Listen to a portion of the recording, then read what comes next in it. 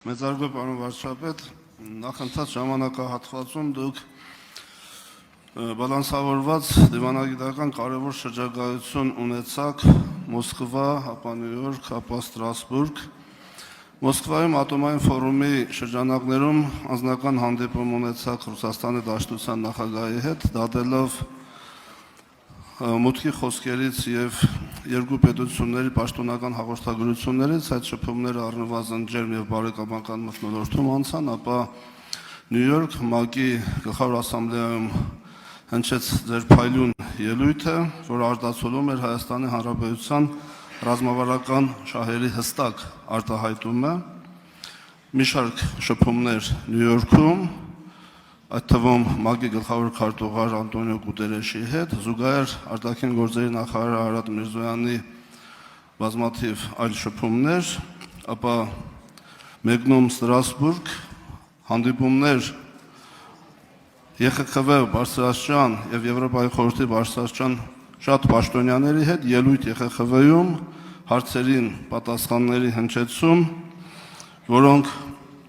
արտացոլեցին այն, որ Հայաստանի Հանրապետությունում մարդու իրավունքների և ժողովրդավարության խնդիրները անդադ գնալով կատարելագործում են, բայց ամենակարևորը, որ Եվրոպայի խորհրդում մեծապես աջակցություն ստացաք խաղաղության պայմանագրի օգոստոսի 8-ին նախաստորագրման հետ կապված ակնհայտ աջակցություն Եվրոպայի խորհրդում։ Իմ հարցը հետևյալն է. Դուք մի քանի անգամ գնահատական եք հնչեցրել, որ խաղաղության պայմանագրի նախաստորագրումը գրեթե անհնարին էր դիտարկվում, բայց ստացվեց։ Բալանսավորված և բալանսավորման արտաքին քաղաքականությունը ևս հեշտ չի ու շատ բարդ է։ Ինչու՞մն է այս ամենի հաջողության գաղտնիքը։ Շնորհակալ եմ։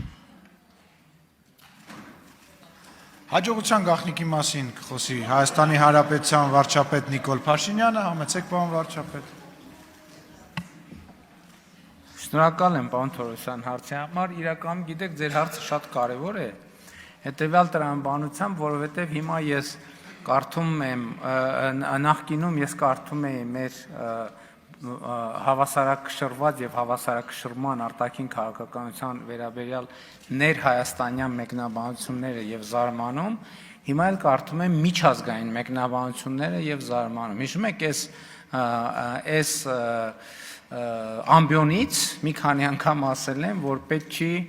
գործընկերությունը շփոթել ամուսնության հետ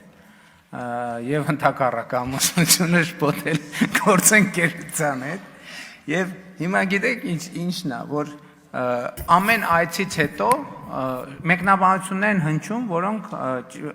կարիք ունեն պարզաբանման։ Երևի թե բալանսավորման և բալանսավորված արտաքին քաղաքականությունը ինքը կարիք ունի պարզաբանման։ Ինչու, որովհետև նախկինում մենք խոսել էինք, և այս օրինակը կարծում եմ շատ հստակ է ցույց տալիս, մասնավորապես նոր միջուկային ռեակտոր կառուցելու մեր փնտրտուքների մասին, և ես միջազգային մամուլի արձագանքներից հասկացա, որ մեր դիրքորոշումը կամ լավ պարզաբանված չի, կամ պարզապես այդ պարզաբանումը չի հասել հասցեատերերին։ Մենք կայացրել ենք ռազմավարական որոշում, որ մեր հաջորդ միջուկային ռեակտորը լինելու է փոքր մոդուլային։ Մենք դա բազմակողմանի քննարկում ենք ունեցել և այդ որոշումը կայացրել ենք։ Հիմա հաջորդ հարցը, ում հետ ենք մենք կառուցելու, ում հետ ենք գործընկերություն անելու։ Մենք մեր բոլոր գործընկերներին, ովքեր նման բան ունեն, նման տեխնոլոգիա ունեն կամ կարող են ունենալ, մենք բոլորին հարցրել ենք, ասել ենք դուք կնեղսրտեք, եթե մենք այս թեման քննարկենք նաև մյուսների հետ։ Բոլորը ասել են, որ ոչ։ Հիմա ինչ եմ ասում, որովհետև երբ որ ես գնում եմ Մոսկվա, ասում են վերջ, ուրեմն որոշվել է, որ Մոսկվայի Ռուսաստանի հետ է կառուցվում։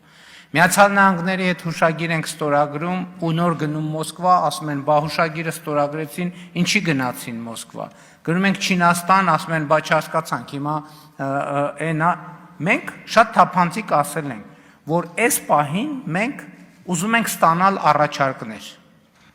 Եվ մենք այսօր նման խոսակցություն ունենք եւ Միացյալ Նահանգների հետ, եւ Ռուսաստանի հետ, եւ Չինաստանի հետ, եւ Հարավային Կորեայի հետ, եւ Ֆրանսիայի հետ։ Եվ որ առաջարկը մեզ, ընդ որում մենք քաղաքական կոմպոնենտ չենք դնում ընդհանրապես։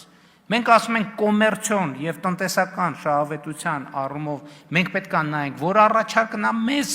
ձեռնտու եւ ընտրություն կատարենք ըստ այդմ, որ արձագանքեք գուցե շարունակենք։ Շնորհակալ եմ, պարոն վարչապետ, ձեր խոսքը շարունակելուց զատ նաև խնդրում եմ անդրադառնալ այն հարցին, որին դուք անդրադարձաք ՄԱԿ-ի Գլխավոր ասամբլեայի ամբիոնից ելույթ ունենալիս, մասնավորապես Ադրբեջանի նախագահ Իլհամ Ալիևի որոշ արտահայտություններ, որոնք բացառապես չեն տեղավորվում օգոստոսի 8-ի համաձայնագրի տրամաբանության մեջ, մասնավորապես այսպես կոչված Զանգեզուրի միջանցք արտահայտությունը, որի հստակ պատասխանը դուք հնչեցրիք, ես խնդրում եմ ձեզ, որ Հայաստանի Հանրապետության թիվ 1 քաղաքական ամբիոնից եւս ձեր տեսակետը ներկայացնեք, շնորհակալ եմ։ Պարոն Թորոսյան, ուղղակի տարողունակ է, ես համոզված եմ այդ հարցերի կտան, եթե թույլ կտաք, ես միջուկային ռեակտորի հետ կապված այդ խնդրի համատեքստում ձեր հարցին պատասխանեմ։ Հիմա մենք ասում ենք, որ մենք այս թեմայով երկխոսություն ունենք 5 գործընկերոջ հետ։ Տեսեք, հրապարակային ասում ենք, եւ ընդ որում այդ խոսակցությունը գործնական է։ Մեր փորձագետների խմբերը այցելում են կամ պիտի այցելեն տարբեր տեղեր, տեսնելու, ուսումնասիրելու, պարզելու, եւ մենք, բայց մյուս կողմից էլ առաջիկա 1-2 տարվա ընթացքում մենք պետք է որոշում կայացնենք եւ պայմանագիր կնքենք, եւ այդ որոշում կայացնելու եւ պայմանագիր կնքելը չի ունենալու աշխարհքաղաքական, արտաքին քաղաքական ենթատեքստ, որովհետեւ մենք ուզում ենք փոքր միջուկային ռեակտոր եւ ուզում ենք դա առավել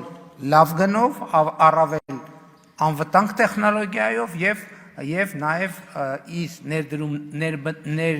ներդրման հետգնման հնարավորինս առավել կարճ ժամկետով։ Խնդրում եմ, այս ոչ ոք սրա տակ աշխարհաքաղաքականություն չփնտրի։ Շնորհակալություն։